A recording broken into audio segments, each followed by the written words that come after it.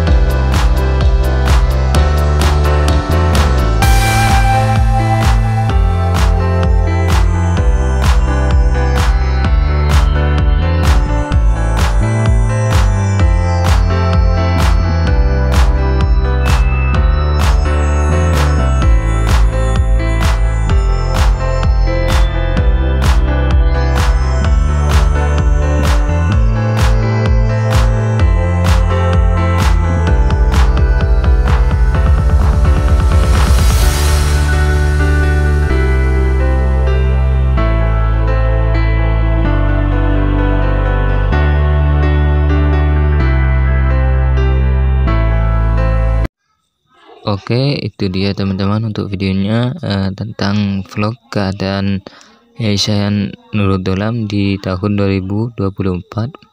Semoga video yang saya buat ini bermanfaat buat kalian semua, dan sampai jumpa di video berikutnya.